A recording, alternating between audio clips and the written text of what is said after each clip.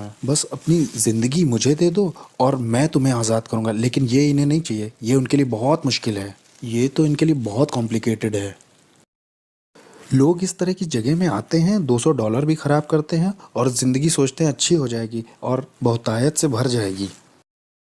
Hattie के ऊपर जो दुष्ट आत्मा है उससे मेरा कांटेक्ट था, उसका नाम है कैंडेलो, उससे मेरा संपर्क था। और मियामी के दुष्ट आत्माओं से भी संपर्क था, अफ्रीका की दुष्ट आत्माओं से भी था, न्यूयॉर्क के ऊपर जो हवा के हाकिम है उनसे भी था, कुछ और भी थी जो दुनिया भर में जाना चाहती हैं। यहाँ पे एक सड़क है, वहाँ दूसरी दुष्ट आत्माएं हैं, हाकिम हैं। 42 नंबर की सड़क पर जो दुष्ट आत्मा है वो यहाँ आना चाहती थी। मैं ये कहूँगा कि मुझ में विवेक नहीं था। मैंने अपने भाई के ऊपर, सगे भाई के ऊपर जादू टोना तंत्र मंत्र करके उसे 5 साल की जेल करा दी। अपना खुद फ्लैश एंड ब्लड था, मेरा खुद का भाई, तंत्र मंत्र से 5 साल के लिए अंदर हो गया वो। मेरा एक और भाई था, एक बार वो मेरे घर आया था बड़े एटीट्यूड में, तो डीमन उसके ऊपर कूद गया है। वो मेरे घर से ऐसे भागा, उसका पेट दर्द बहुत बढ़ गया था। मेरी माँ भी इस बात की गवाही दे सकती है। मैंने अपने शरीर के साथ बहुत सारे रीति रिवाज किए थे, इतने सारे संस्कारों से गुजरा था मैं। लास्ट वाले में मैंने अपनी आत्मा शैतान को सौंप दी थी। एक सेरेमनी में मैंने गन पाउडर और जानवर का खून पिया था, जिसे सैंसी कहते हैं। सैंसी हेशे और फ्रेंच की सेरेमनी है। ये एक दुष्ट आत्मा के साथ का संस्कार है, जिससे मैं किसी के घर जाके कुछ खाता हूँ तो वो उसमें जादू टोना नहीं कर पाएंगे, कुछ इस तरह की। और जो आप जानते हैं वो सब मैंने किया था। मैं जिस दुष्ट आत्मा वाले चर्च में जाता था वहाँ एक सीक्रेट मीटिंग होती थी हर साल। हर एक बड़ा जादू टोना तंत्र मंत्र वॉलॉक विचेस उसमें आते थे। वहाँ ये फैसला लिया जाता था कौन सा हाकिम किस जगह के क्षेत्र पर राज्य करेगा। हम कलीसिया से ज़्यादा संगठित यानी ऑर्गेनाइज्ड थे। अंधेरे का जो साम्राज्य है वो यीशु मसीह की कलीसिया से ज़्यादा ऑर्गेनाइज्ड है। हमें पता था सेरेमनीज कैसे करनी है। अगले साल की तैयारी इस साल के ख़त्म होने से पहले ही हो जाती थी। यहाँ क्रिश्चियंस 1 घंटे के लिए प्रार्थना नहीं करना चाहते हैं। यहाँ क्रिश्चियंस का लगातार वाला रिश्ता नहीं है चर्च में परमेश्वर के साथ। मैंने 1 साल का रेस्ट भी लेना चाहा जा, और शैतान ने 1 साल के लिए मेरी आंखों की रोशनी ले ली। मैं 1 साल तक पूरी तरह से अंधा था, इसका सर्टिफिकेट भी है मेरे पास। मैं पूरी तरह से अंधा था। वो लोग मेरी यहाँ तक तैयारी करा रहे थे कि एक देखने वाला कुत्ता ले लो और वो जो स्टिक लेके चलते हैं ना, आपने देखा होगा वो। मेरी माँ ने 1 साल मेरा ध्यान रखा। मेरी आंखें पूरी तरह से अंधेरी हो गई थी। एक बादल जैसा धुआं मेरी आंखों के ऊपर आ गया था। मैं पूरी तरह से अंधा था। और जब मैंने शैतान को अपनी ज़िंदगी वापस दे दी तो 7 सर्जरीज के बाद मेरी शैतान ने आंखें लौटा दी और फिर मैं दोबारा देख पाया। और ये मेरी सज़ा थी जो शैतान ने दी कि 1 साल की छुट्टी मुझे चाहिए थी। मैं 1 साल की छुट्टी लेना चाहता था। शैतान ने कहा अच्छा छुट्टी चाहिए, ये लो, और उसने मेरी आंखें ले ली। और इस तरह की दुनिया का था मैं कि आप शैतान से पंगा लोगे तो शैतान आपको या आपके परिवार के लोगों को मारेगा। एक तरह का डर आपको हमेशा रहेगा कि आप ये धर्म छोड़ नहीं सकते। सेंटेरिया, पॉलिनोम्बे, स्पिरिचुअलिज्म, ये धर्म छूटेगा नहीं। डॉक्टरों के पास कोई एक्सप्लेनेशन नहीं था कि मेरी आंखें कैसे गईं। जबकि मैं कहूँ क्रिश्चियंस, मसीही जब गलत करते हैं या उनसे बुरा हो जाता है तो उनके घर में जो कुछ दिखाई देता है वो है दया और अनुग्रह। लेकिन अगर आप शैतान को कुछ ऐसा दिखाते हो तो शैतान को पसंद नहीं आया तो आपको या आपके परिवार को मारता है। मुझे याद है एक बार एक औरत को शैतान ने कहा इस आदमी से मत मिलना। उसने परवाह नहीं की क्योंकि वो उससे प्यार करती थी। इसलिए शैतान ने एक दुष्ट आत्मा एक ऐसे इंसान के अंदर भेजी जो सड़क पर रहता था। उसने हथौड़े से उस औरत के सिर पर 17 बार वार करके मार दिया। एक बार मैं अपने घर में बैठा हुआ था, बहुत अमेजिंग था। मैं नाइट क्लब से लौट के आया था। मैं टीवी पर जेरी स्प्रिंगर नाम का एक शो देख रहा था। वो बड़ा अजीब सा शो है, लोग उसमें एक दूसरे को मारते हैं और मुझे उसमें बड़ा मज़ा आता था। मज़े लेके मैं उसे देख रहा था, हंस रहा था और मैंने एक आवाज़ सुनी, बेटे मैं जल्दी आ रहा हूँ, तुम अपनी ज़िंदगी से क्या करोगे। एक सुनने वाली आवाज़ बहुत शार्प उस कमरे से आई थी। मैंने सोचा कि शायद टीवी से आई है। मैंने कहा ये टीवी से नहीं आई है क्योंकि यहाँ तो लोग लड़ रहे हैं, एक दूसरे को मार रहे हैं। मैं शैतान की भी आवाज़ पहचानता था। शैतान के साथ तो मैं ऐसे बैठता था जैसे आपके साथ बैठा हूँ। कभी वो इंसान के रूप में भी आता था, कभी वो कमरे में उसकी उपस्थिति आती थी। उसकी उपस्थिति आते ही कमरे का माहौल बदल जाता था। वो मेरे सामने बैठा करता था और मेरे कॉन्शियस से बात करता था। हम रात भर ऐसे बात किया करते थे। मुझे उसकी आवाज़ पता थी। ये मुझे ऐसे पता था जैसे आपको अपने हाथ पैर पता है। मुझे हर एक हाकिम के बारे में जो कनाडा पे या अमेरिका पे या कहीं का भी हाकिम हो पता था उसके बारे में।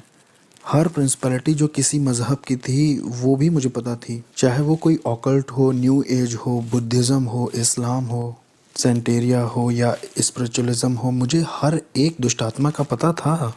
हर एक हाकिम के प्रिंसिपैलिटीज़ का मार्क मेरे पास था, ज़मीन की दुष्ट आत्माओं का भी और शैतान का, इज़बेल का। मैं हर एक के नाम बता सकता हूँ जिनके नाम आप भी नहीं जानते होंगे। मैं उनको नाम से जानता था, लेकिन ये आवाज़ उन सब आवाज़ों से बहुत अलग थी। वो आवाज़ जाने कहाँ से आई थी, वो हवा से आई थी वो आवाज़। मैं एक तरह के सदमे में आ गया और फिर मैंने एक तरह का दर्शन पाया अपने अपार्टमेंट के दूसरी तरफ। मैंने देखा कि पूरे आसमान में आग है और नीचे के जो लोग हैं वो उससे बचने के लिए इधर उधर दौड़ रहे हैं कि कोई जगह मिल जाए शायद। मैंने कहा ये कैसा दर्शन, मैंने उसे छोड़ दिया। और फिर मुझे याद है जब मैं सोने गया, बहुत गहरी नींद थी और मैंने एक टी शर्ट मुंह पे डाली, मैं सो गया और मैंने देखा कि मैं एक ट्रेन में हूँ, उसमें बहुत सारे लोग हैं। मैं कुछ समझ ही नहीं पा रहा था मैं ट्रेन में क्या कर रहा हूँ। ये ट्रेन इतनी तेज़ चल रही थी कि आप समझ नहीं सकते। मैं पृथ्वी पर इतनी तेज़ किसी चीज़ में नहीं चढ़ा। और ये ट्रेन नर्क में आ गई। यीशु मसीह मुझे नर्क ले आए। और जब मैं नर्क में पहुंचा तो वो ट्रेन दरवाजे से बहुत कस के लड़ गई। एक इतनी तेज़ आवाज़ हुई कि सब खुल गया और बहुत गर्मी बाहर आ रही थी, न जाने कहाँ से। वहाँ सांस लेने में भी बहुत दिक्कत हो रही थी। मैं ट्रेन से जैसे बाहर आया तो उसमें जो लोग थे उनके चेहरे नहीं दिख रहे थे, लेकिन उनके चेहरे पर डर दिखाई दे रहा था। वो डर आप महसूस कर सकते थे। ये डर इस बात का था कि आप वहाँ से कभी बाहर नहीं निकलेंगे। और ये जगह पूरी भरी हुई थी। और मैंने कहा मैं यहाँ के लिए नहीं बना हूँ, मैं यहाँ नहीं मर सकता ना, मुझे यहाँ नहीं मरना, ये मेरे लिए नहीं है। मैं यहाँ के लिए पैदा नहीं हुआ हूँ। मैं अपने आप से ही बातें कर रहा था। मैं यहाँ नहीं रहने वाला, इसलिए मैं एक कोई सुरंग ढूंढने लगा जहाँ से मैं निकल सकूँ। तो मैं सुरंग ढूंढने के लिए आगे गया, या कोई खिड़की ढूंढने, या कोई, हो सकता है वहाँ कोई जगह दिख जाए जहाँ से मैं बाहर आ सकूँ और मैं अपनी रियलिटी में लौट सकूँ। लेकिन वहाँ कोई गैप नहीं था। मुझे याद है वहाँ जितना मैं आगे उस सुरंग में जा रहा था उतना ज़्यादा मुझे डर घेर रहा था और मुझे लोगों की तकलीफ़ें सुनाई दे रही थी, आवाज़ें। वहाँ अंधेरा और डर ओढ़ लेता है जैसे कोई कपड़ा पहन लिया हो। वो आपको लपेट जैसा लेता है। वहाँ आपका कोई बस नहीं चलता है। कुछ जकड़ जैसा लेता है, वो आपको जाने नहीं देता। यहाँ तक कि मैं अपना हाथ भी नहीं देख पा रहा था। वो एक पर्दे की तरह था, जैसे आप किसी बच्चे के कुएं या जानवर के कुएं में गए हैं। ये कुएं जैसा नहीं था, मैं समझा नहीं पाऊंगा इसे। और और इसमें से बहुत गर्मी और बदबू बाहर रही थी, ऐसा जैसे न्यूयॉर्क सिटी के गटर खुल गए हों। वहाँ वो बहुत अजीब सा, बहुत अजीब। और जब मैं आगे गया तो वहाँ मुझे याद है आगे शैतान मिला। उसने कहा मैं तुम्हारा बाप था।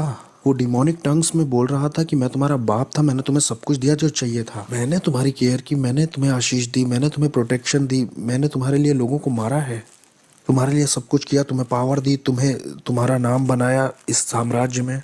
जो तुम्हारे विरोध में उठे उन्हें मार दिया, क्योंकि मैं तुम्हारा इस्तेमाल करने वाला था अपने राज्य को लाने के लिए पृथ्वी पर। और तुम मुझे छोड़ना चाहते हो, मुझसे धोखा करना चाहते हो। और ये सब डिमोनिक टंग्स में हो रही थी और मैं भी उससे दुष्ट आत्माओं की अन्य भाषा में बराबर बोल रहा था। मैंने कहा नहीं, मैं छोड़ूंगा नहीं, मैं बस कंफ्यूज हूँ, मुझे समझ नहीं आ रहा हो क्या रहा है। उसने कहा नहीं, मुझे मालूम है तुम क्या करोगे, तुम मेरे धर्म को एक्सपोज करोगे कि मैं कौन हूँ और मेरे आत्मिक संसार में कैसे काम करता हूँ। मैंने तुम्हें वो चीजें बताई हैं जो किसी को नहीं बताई, क्योंकि मैं तुम पे भरोसा करता था कि तुम मेरे राज्य को आगे बढ़ाओगे, क्योंकि मैं और तुम्हारा इस्तेमाल करना चाहता था बड़े पैमाने पर। और कंफ्यूज होकर उसने मेरी मेरी गर्दन पकड़नी चाहिए। और जैसे ही मुझे मारने के लिए उसने गर्दन पकड़नी चाहिए, एक क्रॉस मेरे हाथ में यीशु मसीह का आया। और न जाने 3-4 क्रॉस कैसे नर्क में आ गए जब मैंने ब्लू शॉर्ट्स और टी शर्ट पहन रखी थी। और जैसे ही मैंने वो क्रूस उसके ऊपर छुआया, वो ऐसे पिघल गया जैसे वो कोई बच्चा हो। वो एक बच्चे की तरह ज़मीन पर गिर पड़ा और उसमें कोई ताकत नहीं थी। और फिर मैंने उस मौके का फ़ायदा उठा करके भागना शुरू किया उस तरफ जिधर दरवाज़ा लग रहा था मुझे, या शायद वहाँ कोई मुझे दरवाज़ा दिखाई दे जाए। जो मेरी उम्मीद थी, वहाँ वहाँ आशा जो थी वो ऐसी थी जैसे वहाँ किसी तरह की कोई आशा ही ना हो। वहाँ कभी ऐसा नहीं लगता कि आप बाहर आ पाएंगे। बस बस यही आपका द एंड है। जिस डर ने उस वक्त मुझे पकड़ रखा था, वो डर मैं समझा नहीं पाऊंगा, ऐसा डर मुझे कभी नहीं लगा। मैंने उस तरह की निराशा कभी महसूस ही नहीं की थी। ये बिल्कुल स्वर्ग का ऑपोजिट था। वो खुशी और आनंद का ऑपोजिट था, शांति का ऑपोजिट था, जीवन और उजियाले का ऑपोजिट था। ये जगह तो अंधकार और तड़प की जगह थी। अगर अगर मैं यहाँ रहता हूँ तो मेरे परिवार मुझे कभी नहीं ढूंढ पाएगा कि मैं यहाँ हूँ। मेरी पत्नी, मेरी बेटी मुझे कैसे ढूंढ पाएंगे, कैसे देख पाएंगे अब। जब मैं उस सुरंग के और गहरे में जा रहा था, ये सोचते हुए कि वहाँ शायद कोई दरवाज़ा हो या किसी तरह की कोई दरार वहाँ हो, वहाँ शैतान फिर से दिखाई दिया और उसने कहा कि मैं तुम्हें मार दूंगा। अब समर्पण के समय में मैंने तुम्हारे शरीर पर कुछ दुष्ट आत्माओं की भाषा में निशान बनवाए थे जो मेरे कॉन्ट्रैक्ट हैं, इससे मैं तुम्हें मार दूंगा। उसने कहा, अरे बेवकूफ़, ये मेरे निशान है, ये इस बात के निशान है कि मैं तुम्हारा मालिक हूँ, मैं तुम्हारा मालिक हूँ, कोई और तुम्हारा मालिक नहीं है, मैं हूँ। या तो तुम मेरे लिए जियोगे या तो मरोगे। और फिर जैसे ही उसने अपने हाथ बढ़ाए मुझे दोबारा पकड़ने के लिए, मैंने तो सोचा मेरी कहानी ख़त्म। अब वो मुझे दूसरी बार पकड़ने आया है। क्रूस यीशु मसीह का बीच में आ गया, नरक में।